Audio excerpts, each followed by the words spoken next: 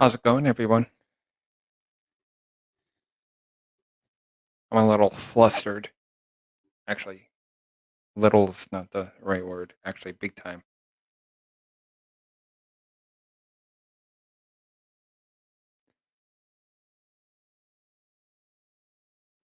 It's found a major problem on this platform. So I reported it. Hopefully, it gets resolved.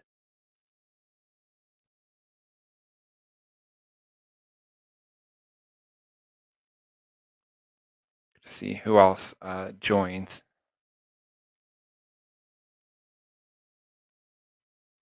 I was highly motivated for this broadcast. Now I'm anything but. I got so flustered that I was literally throwing things around in the room. I'm not normally like that. It took me 46 minutes to go live.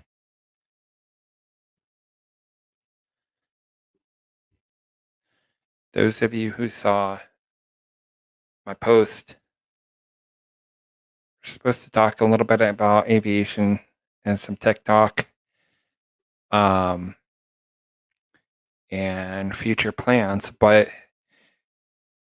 if this keeps happening, then I'm not gonna talk about future plans because I absolutely hate that. I hate saying that I'm gonna do something and then utilizing a platform, uh, regardless of the platform, that literally prevents me, regardless of what I do, how I do it, when I do it, who I do it with, uh, to do as I say that I'm going to do. I absolutely cannot stand that.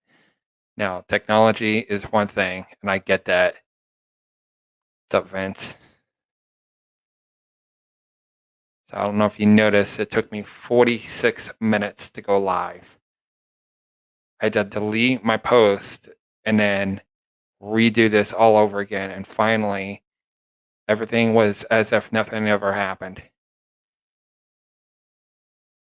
So I don't know what's going on. I don't know if it's the platform. I don't know if it's the computer. I don't know if it's me. I have no idea what went wrong, but it was asking me all kinds of questions that one shouldn't even be asked. Two, things that have already been done that say that it needs to be done that said they were never done before. As if I was doing something from scratch, as if today was my first day on a platform or something. That's how it made me feel. So I don't know. I'm going to try to get over the fact that I want your all's opinion on some things, and it has to do with something that's coming up in a little less than, we can just say 2 months or so. It would have been 2 months from yesterday, so one day less than exactly 2 months. Technically, from Thursday, because it's an event that I'm trying to promote. That's happening on May 3rd and May 4th. And that's why I wanted everybody's opinion when everybody comes in on what should I do this year. If you guys want to see anything unique or different or have any suggestions on how to go about something. And it's not like it's something that I have never done before. I do it every year, give or take, with the exception of last year. Last year, I did a couple broadcasts on, and one major broadcast on May 4th, and that's what we're talking about. If you're not familiar, a little bit of backstory, a little bit of back history. Vince, I'm not sure because I don't know who else is here. But I'm not sure if you're familiar with the May 4th events that happened at Kent State University on May 4th in 1970 during the Vietnam War. That was back before my time.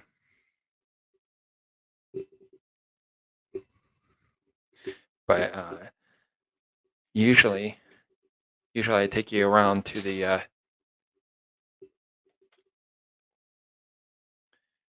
there's a memorial that they set up, and I take you around that memorial, and usually, and that's the day of on the day 4th, or I'm sorry, May 4th of every year, and then uh, usually on the 3rd, on the evening of the 3rd, usually around this time in the evening, uh, maybe a little earlier. Um, what we do is we gather a lot of people, and usually it's hundreds of people. We'll line up and we'll grab candles and walk in silence around the entire Kent State University, which is, I don't want to say it's massive, but it's pretty big enough where you need buses on a normal given day to go from one end of the campus to another. That's a smart way if you're not driving to get to classes. But a little backstory: May 4th, 1970. There were huge protests on campus, and of course, the students were told to disperse, and National Guard was called, and it was a multi-day event, and then it led up to um, the National Guard opening fire on students. I forget how many were actually hit. I think 8 or 9 of them were actually hit, 4 of which actually passed. So just want to take you guys on, and um, the Frank, what's up, bud? How you doing? I don't know if you noticed, it took me 46 minutes to go live because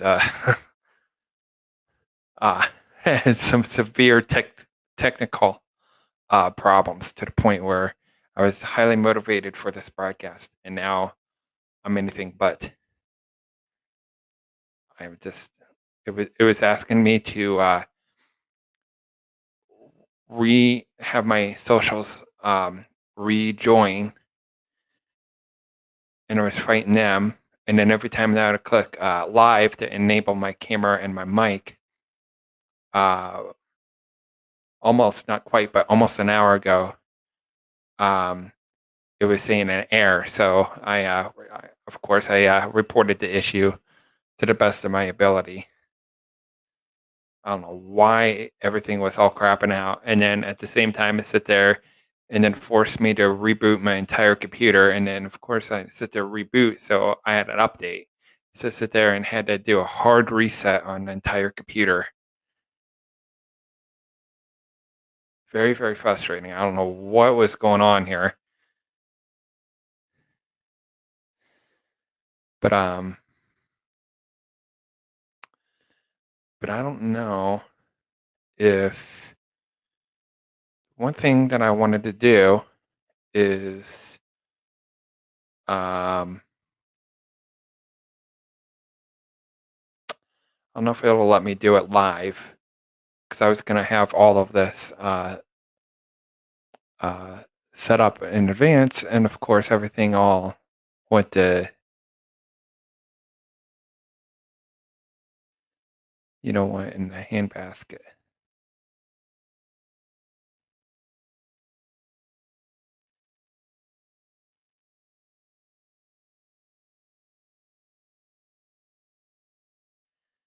So I'm looking for, because we're going to touch a little bit about aviation, because there's something that really bothered me, and I'll explain why in a second. And I'm thinking,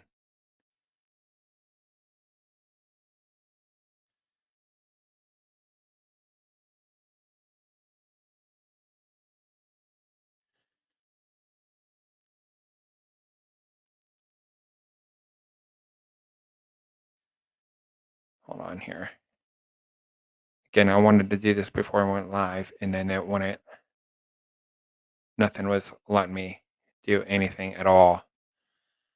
Okay, so we're going to touch a little bit about aviation tonight, and then we're going to talk about the future broadcast, which I touched on just a few moments ago. And we'll dive deeper into it because I need your all's opinion on some stuff. But let's get the aviation stuff out of the way real quick. All right. So you've seen something really weird. There we go. Okay.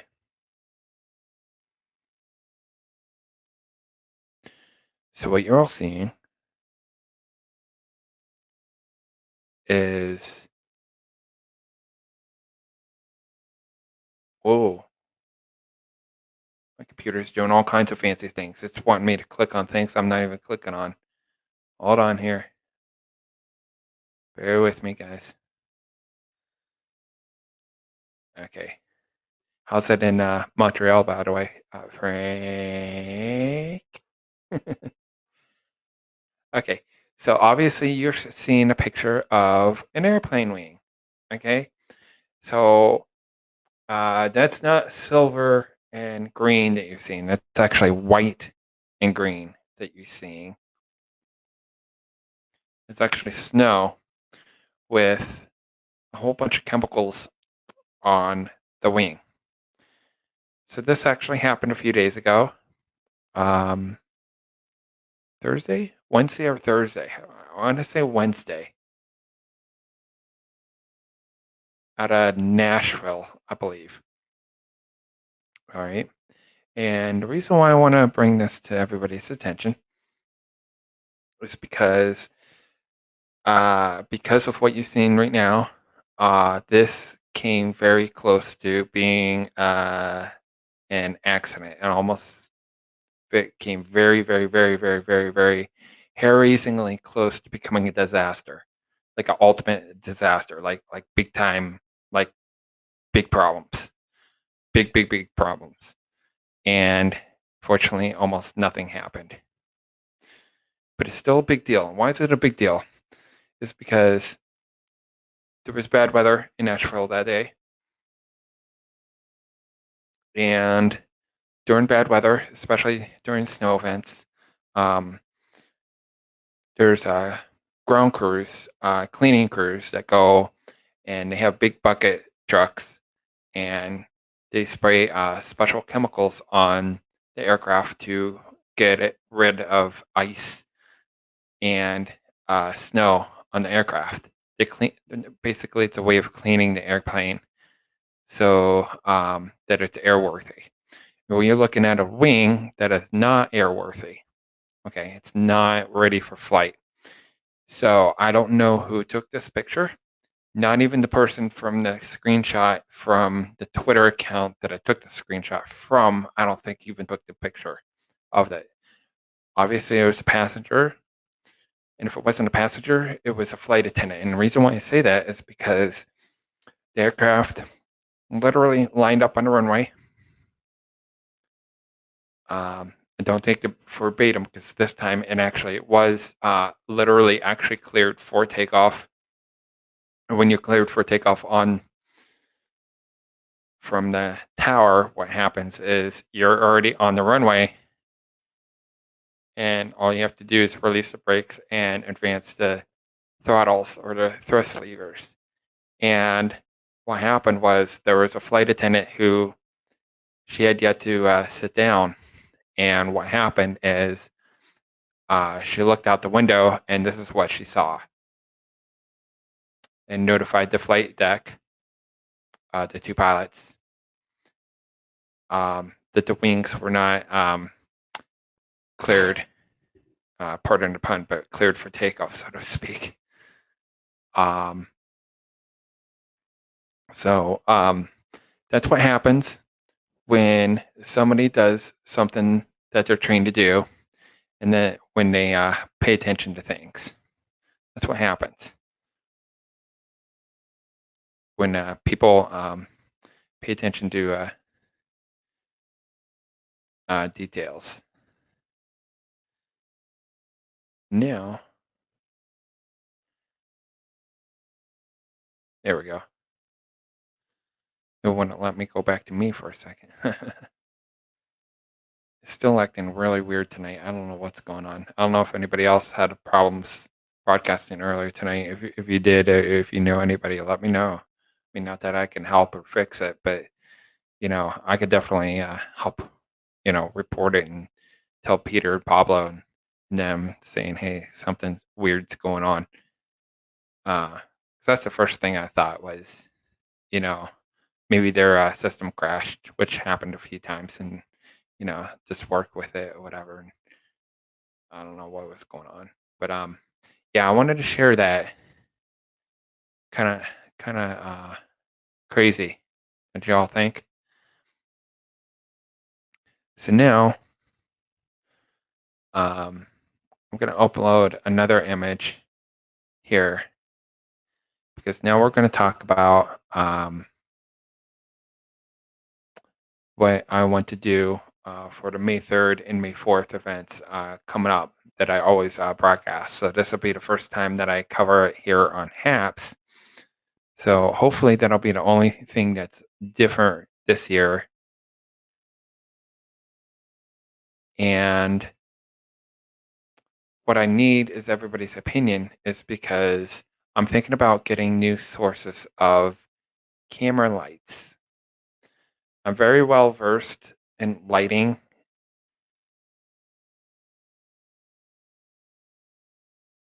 I know my lighting pretty well.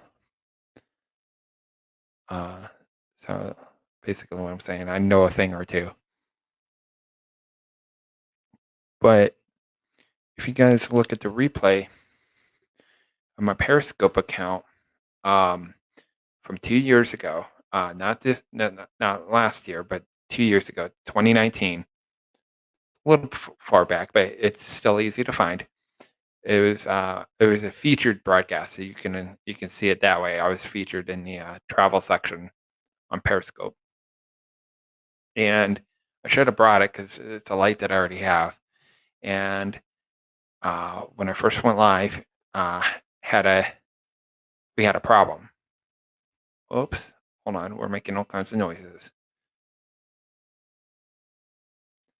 And the problem is something that you guys noticed too.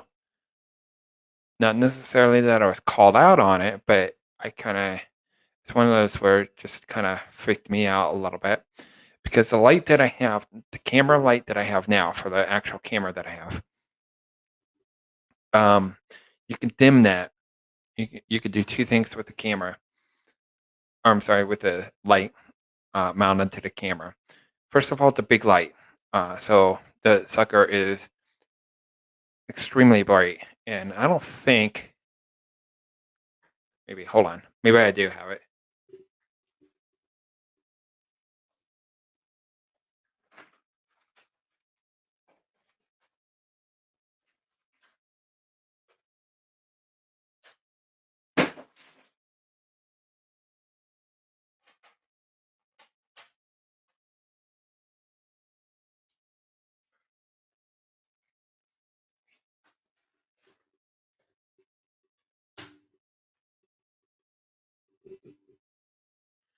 Okay, so I do have it. So I can actually show you what I'm talking about.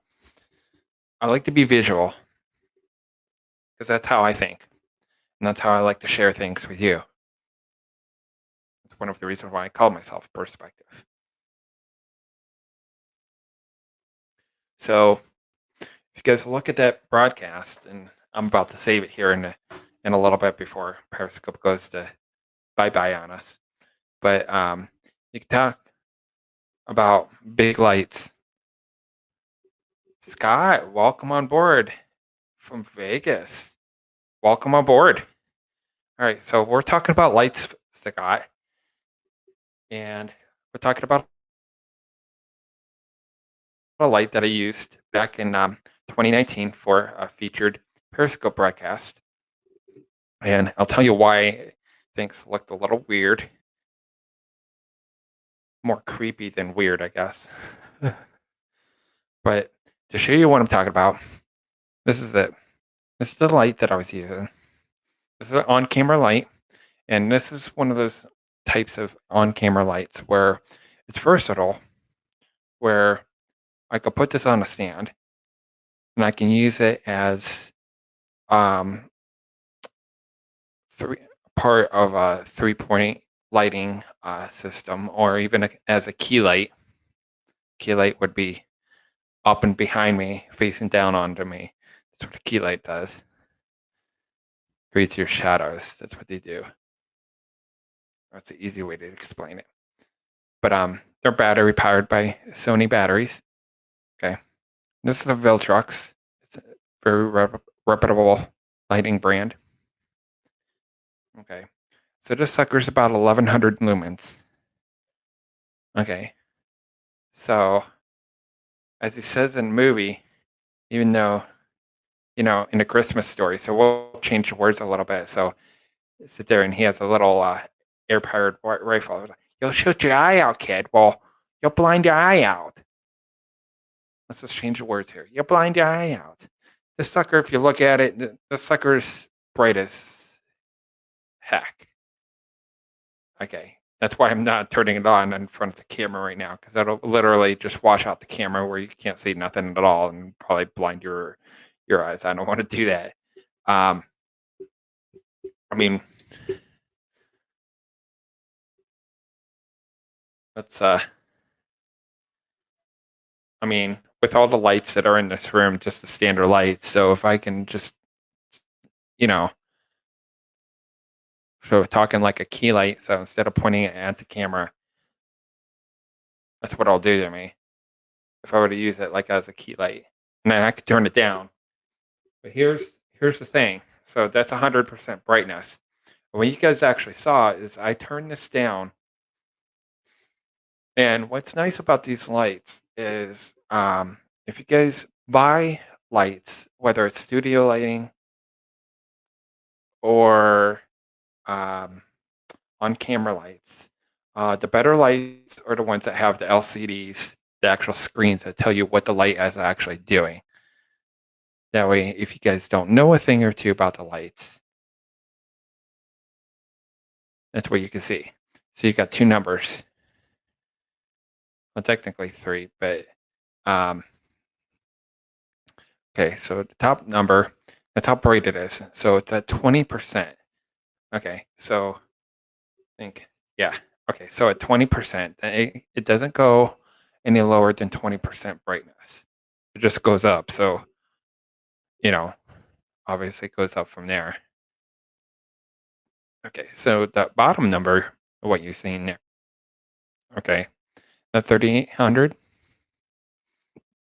Okay, that's the color temperature. It's also known as Kelvin. Kelvin is, just like I said, it's also known as color temperature. So the lower the number,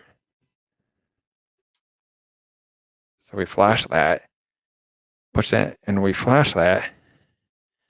Okay, so that's the lowest that'll go, at least on this light. There's some lights that go even lower. The lower your number, all right, the warmer. I don't know if you guys can tell how warm the light is. Okay, so if I were to turn that, let's do the right one. This goes all the way up to 5600 Kelvin. Okay, some go higher. Okay,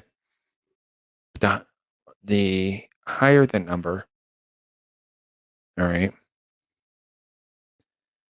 is the whiter the light looks. What's up, Val? Welcome on board. So we're talking a little bit about lighting. We'll tell you why in a moment, why we're talking about lighting. So just to recap, we're showing Val, I was showing a light that I was using when I got featured in Periscope 2 years ago, or on Periscope 2 years ago. And don't know if I can go there now. Maybe actually give you, that way you guys don't have to do that homework if you don't want to. Because it took me 45 minutes to go live. I was supposed to go live at 9:30, but it's over. All right. Just give it a sec because it keeps yelling at me to don't forget to spend your coins.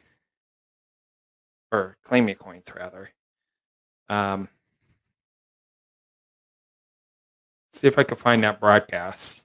It'll only take me a second here.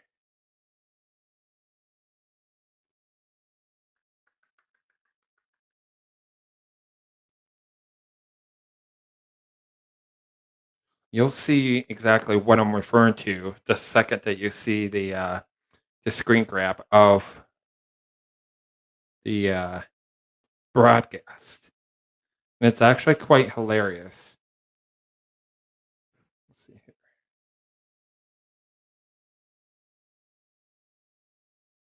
Okay.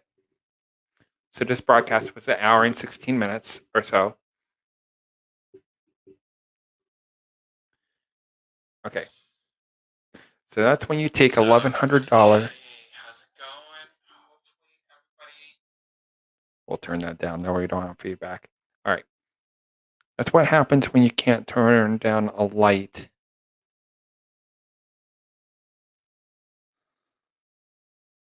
In complete darkness, you can only reduce the lighting to a point.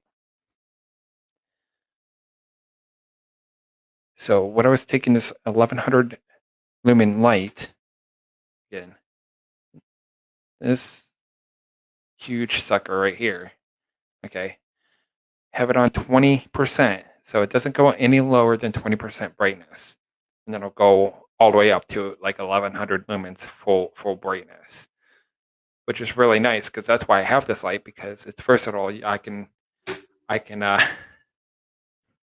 put it on a camera, or I can put it on a light stand and use it as any one of the 3 lights that you would normally use. I can have another 2 of these, which right now I only have 1 of these, but I can have another 2 of them and use it as a 3-point lighting studio setup, which was kind of the plan, but then ended up just having one and one only and just using it as a camera light or whatever. So I had the light literally was like this, because obviously I would have washed my entire head out. So I'm sitting there standing in front of y'all, in front of over 1,000 people, creating a nasty washout with a nasty shadow. And of course, at the time, then nobody really flipping cared, which was awesome. Nobody really cared. So that's the good news about that. Sometimes I'm overly critical on my own mistakes. As much as I know about lighting, I goof up too. But so there's new lights. Well, I don't know if they're new. They're new to me, and are smaller. And what I'm going to do is I'm going to see if I can upload this here. And what's nice about this light is it's versatile.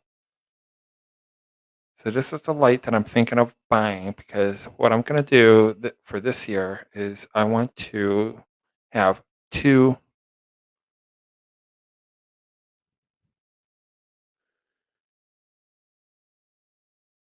lights. One is this here. I'll go full screen here for a moment. All right. So this light here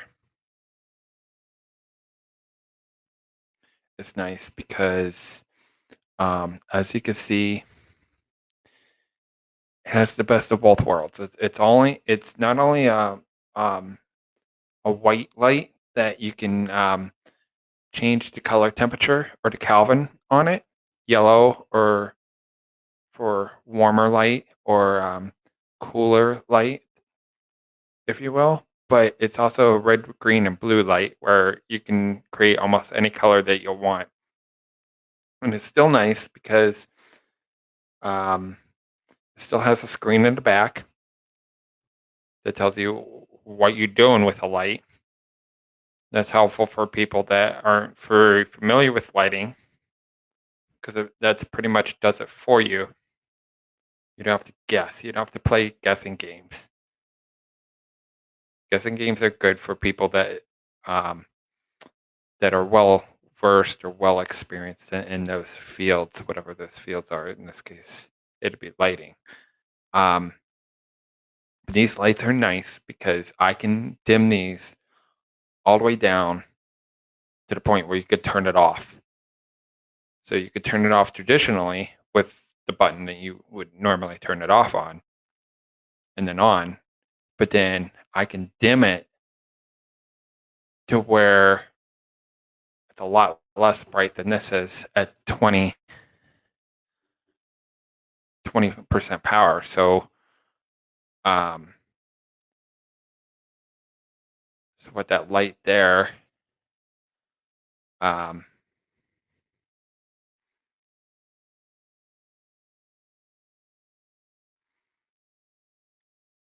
what's going on here? It's still.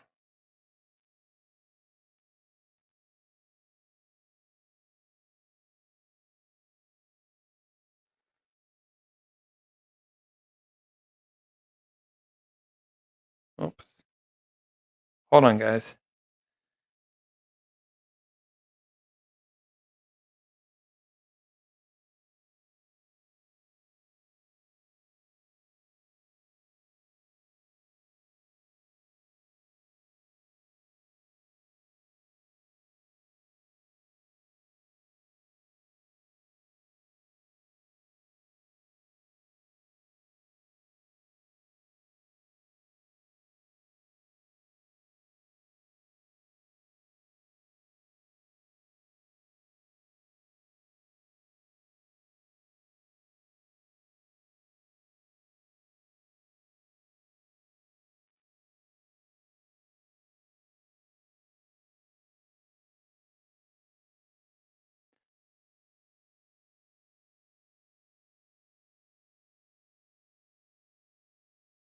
I have major technical difficulties here. Hold on, guys.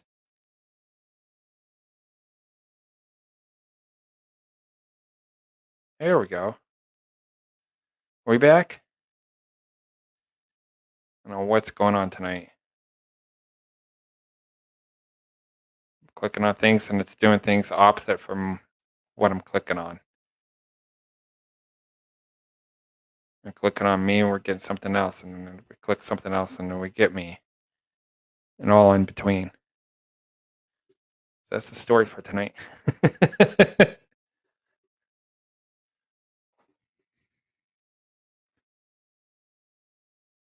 All right, sorry guys.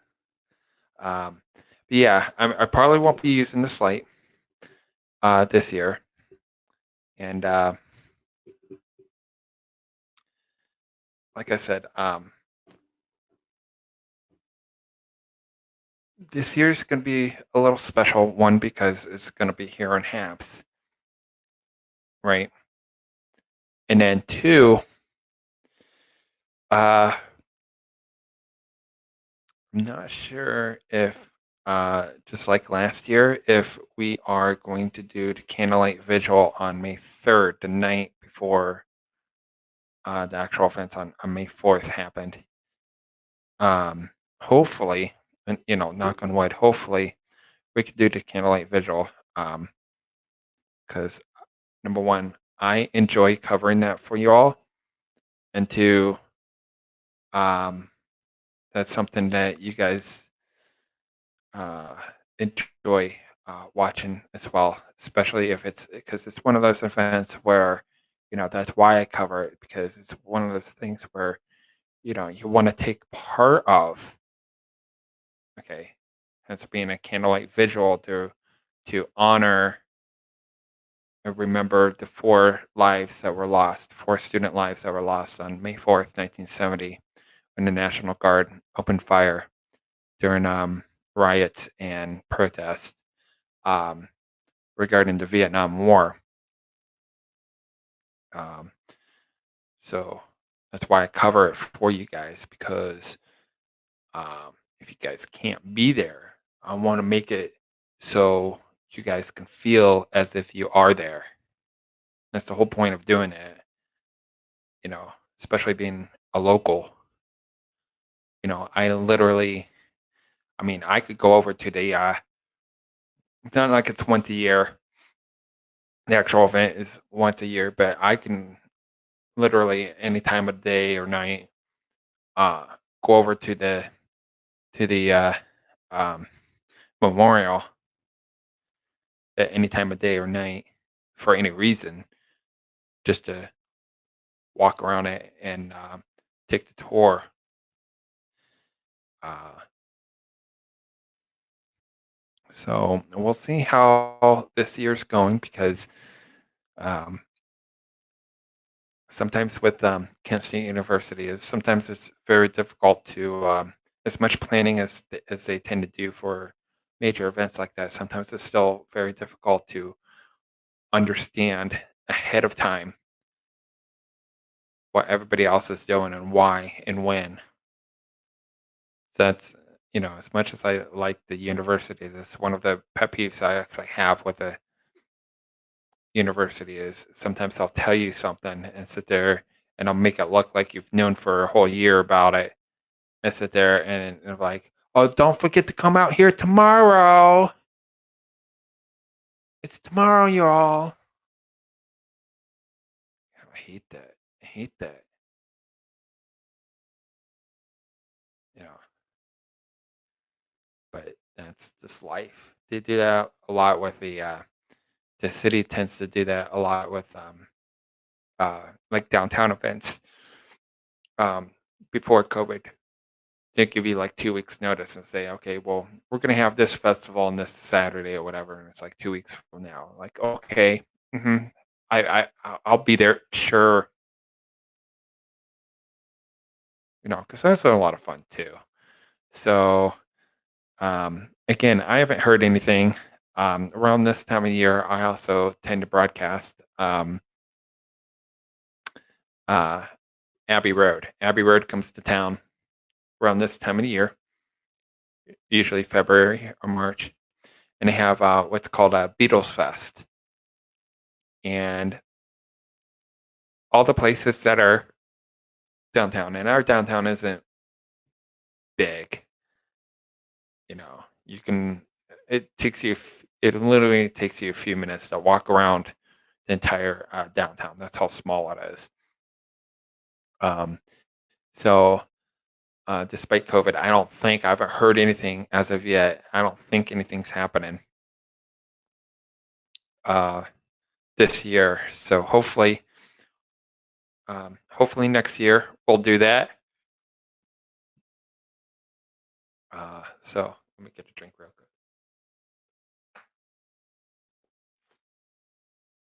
So that's one of the things I actually miss is, scoping Abbey Road.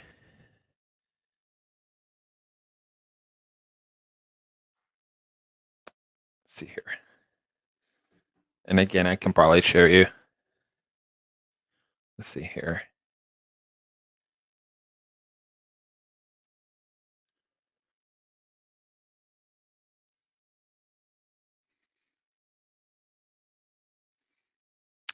And this one came up first, but there you go. That's last year's.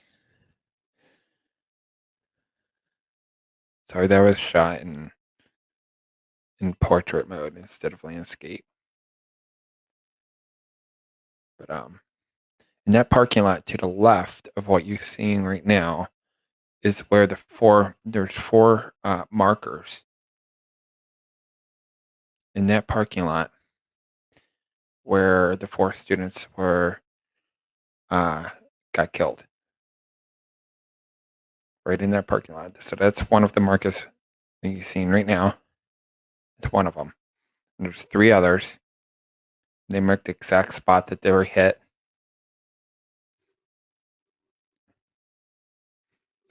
There's a close up.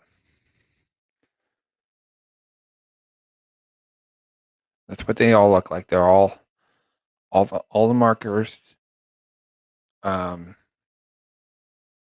they have placards. I think I give you a close up. I can't remember if I give you a close up on the placards or not. I think I do. But again, this was last year. This was on May 4th of last year that I did this for you all.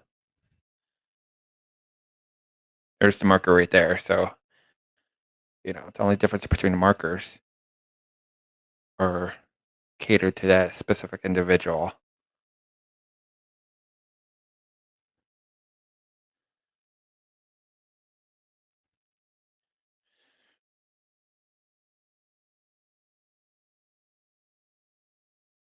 People will lay down flowers, take loads of pictures. Some say prayers.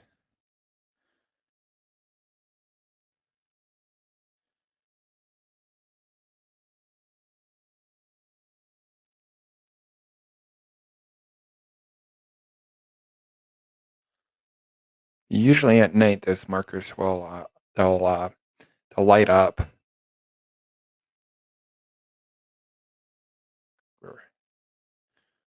There's another one, but you guys get the idea. So we'll do that again this year. Again, hopefully the candlelight vigil will happen this year. I haven't heard anything whether it's going to happen or not. So this year, I'll probably, instead of looking up online, I will literally try to find official sources where I can literally talk to them and literally ask them, it's like, okay, well, is it actually going to happen or is it not? That way I know in advance. That way I don't know a couple days before. It's like, okay, oh yeah, it's on, and then all of a sudden, no, we're calling it off, kind of thing.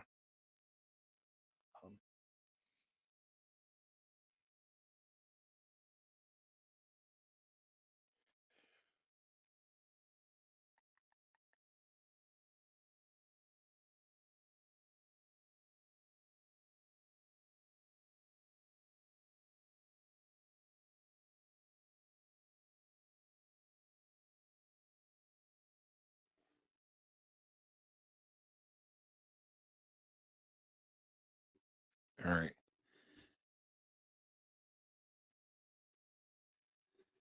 Actually, let's change it to a different one. Hold on here. I'll show you something neat.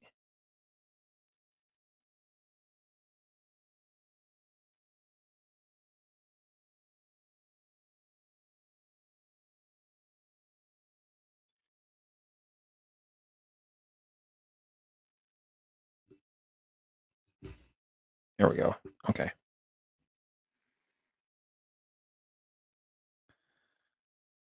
So we try to do this every year. So we did do this early 2020, right before COVID hit.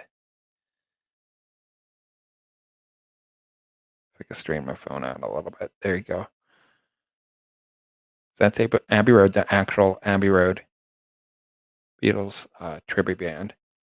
And these are wonderful people. They're awesome. So everybody behind me knows that I'm live at that time. So they all know what I'm doing. That's why they're all cheering. Yeah. So, but they're good guys. Usually hang out with them the entire night. And last year, we actually did 3 broadcasts. The first 2 were kind of so-so, and the last one was a whole lot of fun. That wasn't necessarily a featured broadcast, but that was more of a kind of close to what could be considered a featured broadcast, I guess. So, uh, things have their quirks and they're good and they're bad, I guess. So, um,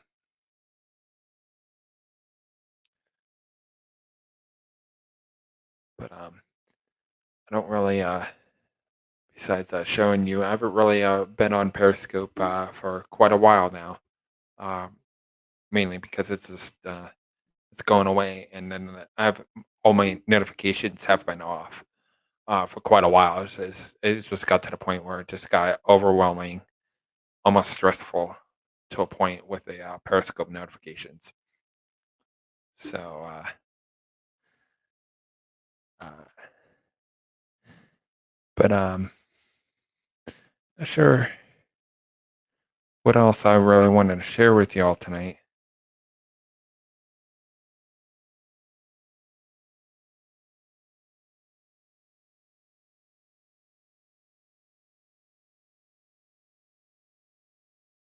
Not sure, see if there's any stories you guys would be interested in.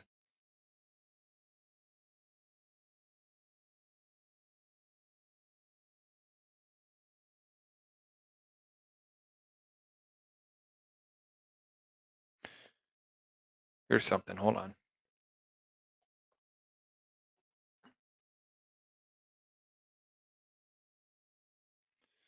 So there's a business aviation business. I think they're called Next Jets, if I'm not mistaken. The Next Jets. See if I could get the name right.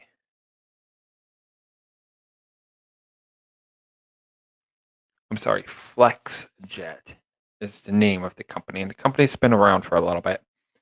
Uh, I mean, they're not new. It's not like they're like a startup for the last couple of years, but they've been around for a little bit. They're mostly a business aviation type um, business where they cater to business people and they fly business jets. Okay, so it's not like commercial aviation, sort of, but not quite. And what's cool is there's a company, not the company that I just mentioned, but there's another company that's developing a new supersonic air transport category aircraft. And they're working day and night to get this thing going. And um, they just, the uh, FlexJet, that company, they just bought 20 of these jets. Now, these jets don't even exist yet. Like, they still have to be produced. They have to be certified by the FAA, the Federal Aviation Administration. Okay, so they need to be certified to safe to fly. So there's not even a prototype necessarily exist, or maybe maybe the one's sitting in the hangar being worked on, or something. But I don't know. But they're not in flight testing at all by any stretch of the imagination. They're still in their design phases, and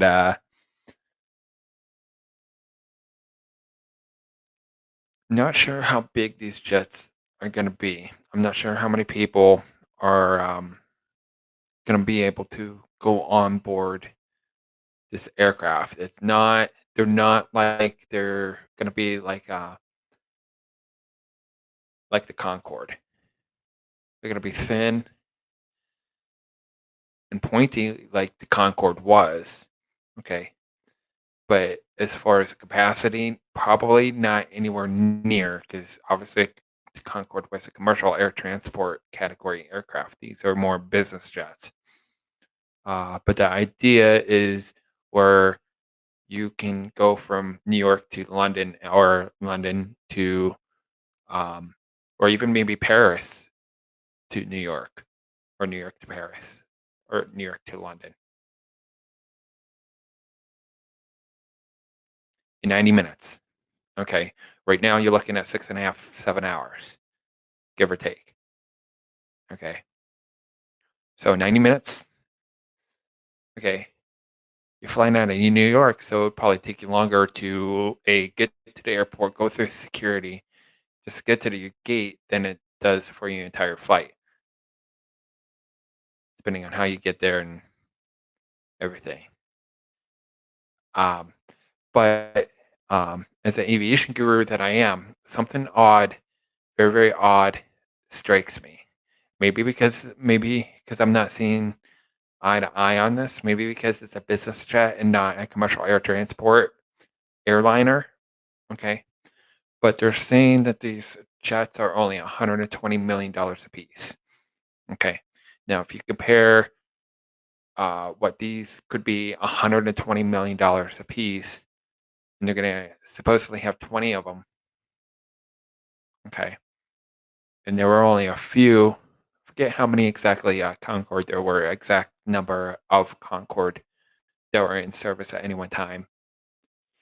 But I'm not sure how much the Concords actually were, because even that you really can't compare, put a price on that because they were developed in such a unique and different way than a normal air transport category aircraft was, where a private company would produce it and then they sell it to whoever the potential buyer wants to buy it, and then supposedly operate it from, or even lease it.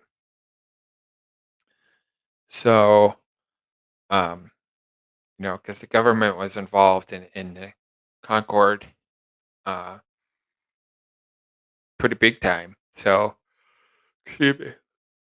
Um, I don't know if I can put a price on as far as what the cost of the Concorde, but if the Concorde was privately produced, I can tell you right now that they wouldn't be $120 million a piece. So, for those of you who think that's quite a lot of money, and to maybe you and me, that is a lot of money. Okay, don't get me wrong, that's a ton of money, a lot of money that most of us don't have or access to or control over. Um, but compared to some of the um, commercial airliners that are not supersonic, that are in service today, right here, right now, that's cheap. $120 million, that's cheap. That's less expensive than a 737. Not a 747, a 737. Costs more. 737 MAX costs more than these business jets do. Maybe because these are business jets, but because they're supersonic, I would think there would be well more expensive than any other plane that you could possibly conceive. So that got my attention a little bit. Is you know to the people that can afford, or the companies such as FlexJet that can afford to buy these airplanes. Um, I'm sure they're looking at it as one hell of a bargain because you're looking at like a 747 dash 8. I don't even know. I think they're like 370, $380 million upwards, maybe close to 400 million. Okay. And those are subsonic regular passenger jets, cargo planes. So we'll see how that goes, because that's um a little bit in tech news. All right. All right. Now, this one doesn't have anything to do with aviation, unless you watch aviation videos on this, but it's something you can watch stuff on. And this is a TV that literally comes and folds out of your floor. There's a TV that literally folds and stows into the floor of your home.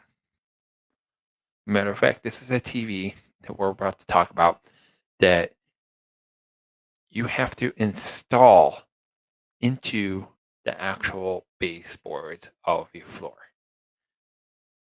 I'm not joking. This sucker folds out very tiny, And then when it unfolds, it's not like it's a 24-inch or 37-inch or 47 or 55 or 65 or 80-inch TV. This sucker is a 165-inch TV. 165 inches of TV. It folds out of the floor.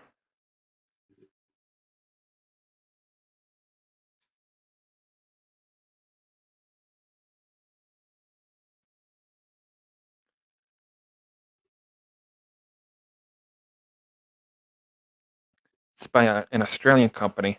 I'm sorry, an Austrian company called the M1. I think that's the name of the TV. It's called the M1.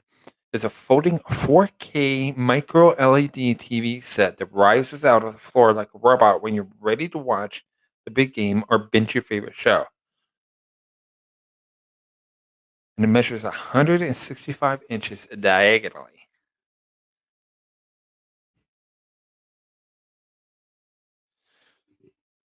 So let's see if this plays nice here.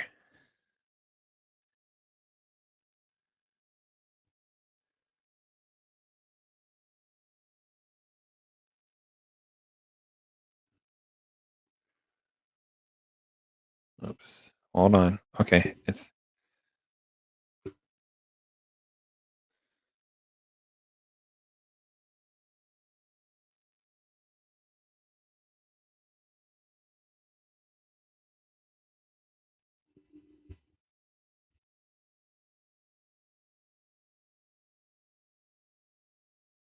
the TV right there that's falling out from the floor.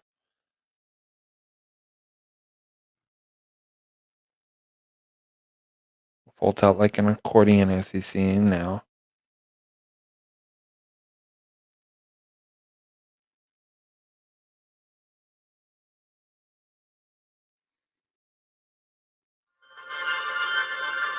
Oh, it's just goofy music that is playing. I wasn't sure if they were talking or not. So the shot they give doesn't really give justice to, in terms of scale, right? I mean, kinda. I mean, maybe the picture, the lady in the picture compared to the TV. I don't know. Ooh,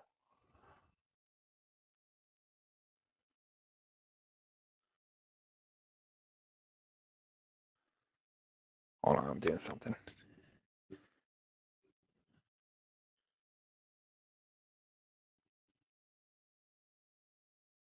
So maybe you guys can see how big the TV is compared to that lady.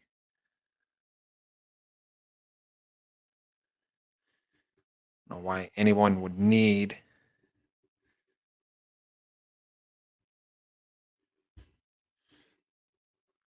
that size of a TV. Maybe if you run a business or something, install it in any business or something, but in your home, I don't know.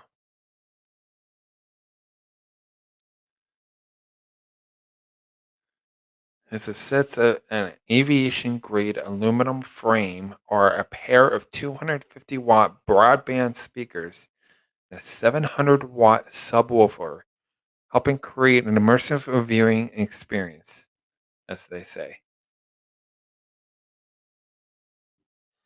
The set, which is available in 4 finishes,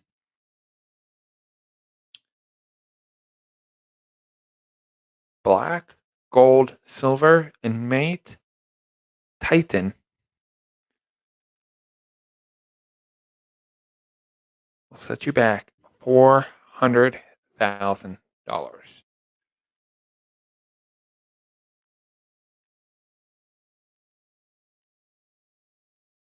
And according to this article, they're saying that the M1 isn't the company's largest folding TV. It says that title belongs to the brand's 301-inch outdoor TV. So forget about putting this even outdoors, even if it's your business. You go for the 301-inch. That'll get you get your attention. It says it's nowhere near as elegant, and its image quality can't compare to the M1, but can withstand the elements. So I guess it's waterproof, obviously. It measures a draw dropping 25 by 19 feet. That's the 301-inch model. So wanted to share that with you all, 'cause this thing was pretty epic.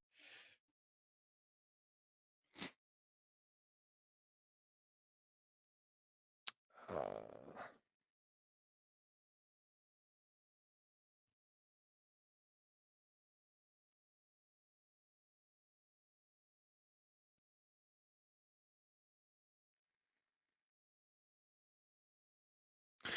so there's a story by Trip Savvy going around, and if you guys have the privilege to be able to fly in Emirates, they have a new thing where economy passengers, if you're flying economy, also known in the aviation industry as cattle class, that's slang.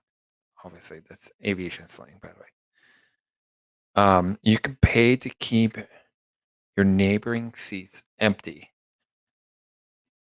And get this. Prices range anywhere between $55 to $165 per empty seat plus taxes, depending on flight. Passengers can block up to 3 adjoining seats, which equates to a full row. Most of what they're doing, either you're, the majority of the cases, you're either on a 380, on Airbus A380. So most of the 380s are 3 and then 4 in the middle and then 3 on the right. 3, yeah, 3 on the left, 4 in the middle, 3 on the right. And then, or you can fly the 777s, the Boeing 777s, which some are that same configuration, 3, 4, and 3. But there are some aircraft that I think Emirates even has a 9 across instead of a 10 across, so 3, 3, and 3. So even if you're in that middle row, like in the middle of the aircraft, not the middle row, but you guys get what I'm saying. If you're in between the two aisles, instead of on the left side or the right side, if you're in the middle, there's 3 adjoining seats right there. You could block the whole thing, but then you might have somebody on the left side across from the aisle or on your right side across from that aisle as well. So keep that in mind.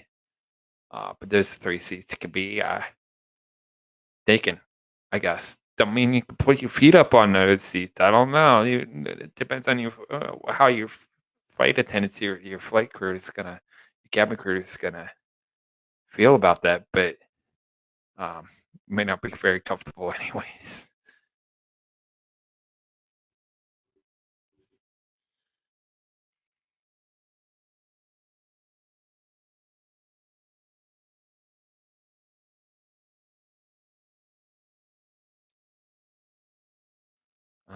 So I guess that's pretty much it. Um,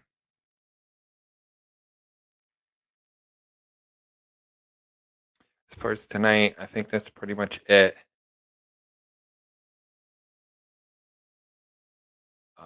So I'm gonna broadcast down from now, or for now rather, and see how things go. Because we'll try to work out the technical issues what I had earlier today, and that was kind of a misnomer. So guys have all a good night, and I'm gonna haps on down now, and you guys all take care. Bye now.